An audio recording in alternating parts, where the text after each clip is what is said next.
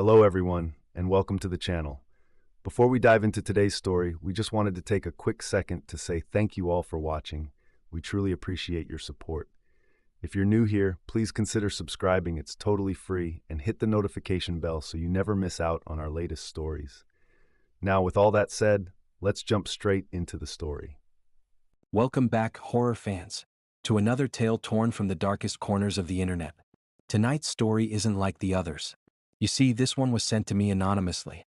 No username, no profile, no IP trace, just a subject line that read, "A story just for you." The smooth, almost hypnotic voice of the forgotten storyteller filled the darkened rooms of countless listeners. In a cramped dorm room, a student, Liam, nervously chewed on his pen, the blue light of his laptop illuminating his face. Normally he listened to the Forgotten Storyteller's channel to help him fall asleep. Across town, Maria, a night shift security guard, leaned back in her chair, the story a welcome distraction from the monotonous hum of the empty office building. Miles away in a suburban home, Sarah, a young mother soothing a restless baby, listened with one earbud in, hoping the gentle cadence would lull them both to sleep. And in a basement bathed in the glow of multiple monitors, gamer Nighthawk92 paused his stream, intrigued by the intro. At first I thought it was a prank. A badly written creepypasta with no ending, no resolution, just a stream of memories like someone was talking directly to me. But then, the lights in my studio flickered. The file reappeared after I deleted it, and when I played it aloud, I heard breathing that wasn't mine. A chill prickled Liam's skin. He hadn't told anyone about the flickering bulb in his dorm room that always seemed to flicker at odd hours. Maria shifted uneasily. The security camera footage had been glitching all night, showing strange static bursts. Sarah frowned, pulling her earbud out slightly. Was that static coming from the baby monitor too? Nighthawk92 chuckled nervously, adjusting his headset. He'd experienced weird audio glitches on his stream lately, attributing it to faulty equipment. So now I'm passing it to you. This story may sound familiar, maybe too familiar. But don't worry, it's just a story, right? Just a strange coincidence. Just static crackles, fiction. The storyteller's voice dipped, a subtle undercurrent of menace creeping in. The screen displayed a swirling vortex of distorted images. Or maybe, it's about you. The story began. It started innocently enough, describing a person who sought solace in online horror stories, a way to escape the anxieties of daily life. Liam nodded, a familiar feeling washing over him. The narrator spoke of late-night study sessions fueled by caffeine, the pressure of impending exams, and the gnawing fear of failure. They compulsively refresh their grades page, even though they know it won't change overnight, the storyteller whispered. Liam's hand froze mid-air, hovering over the refresh button on his browser. For Maria, the story detailed her loneliness, the quiet desperation creeping in during her graveyard shifts. They bring a thermos of lukewarm coffee, hoping it will ward off the encroaching darkness, both outside and within, the voice recounted. Maria glanced at her own thermos, now half empty.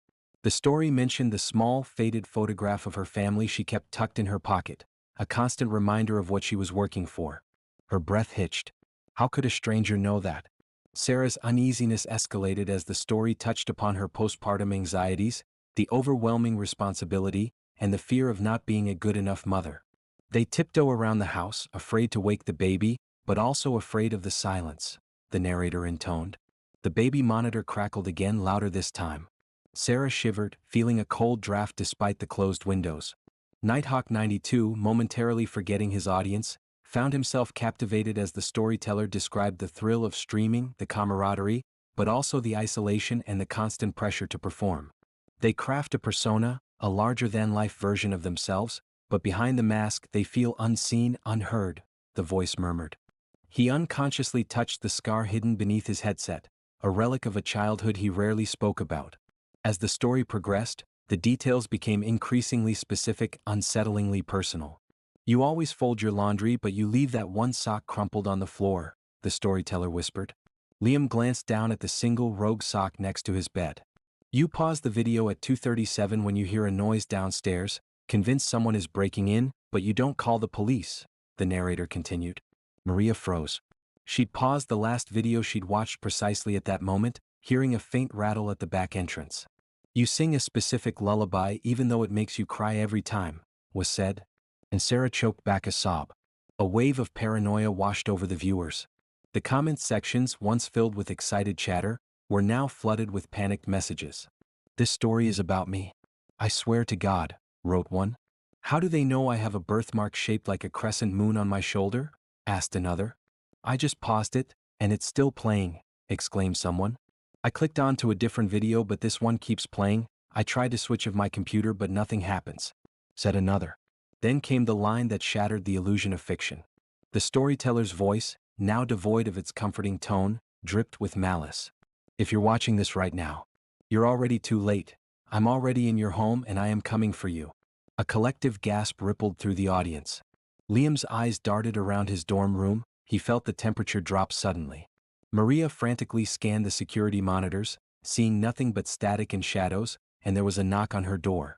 Sarah clutched her baby tighter, her heart pounding in her chest. Nighthawk 92 stared at his webcam, a primal fear gripping him. "Check your webcam. I've been watching you too." The image on Nighthawk 92's webcam flickered, showing a distorted, grotesque face for a split second before returning to normal. He screamed, "What the hell is going on here?" A loud knock echoed through Liam's dorm room, followed by a voice. "I know you're in there." Maria saw a figure move outside the locked door of the security booth. The figure tried the door handle a few times. Sarah heard footsteps walking around the attic above. The video on their screens glitched, pixelating and distorting. A distorted voice, barely audible, whispered their usernames: Liam 1998, Security Gal 87, Mother of Angels, Nighthawk 92. The story ended with the final chilling line: "Thank you for becoming part of the forgotten story. This one was yours." The screens faded to black. Immediately after, a new video appeared on the Forgotten Storyteller's channel. Its title, Liam 1998. Days later, Liam's roommate reported him missing.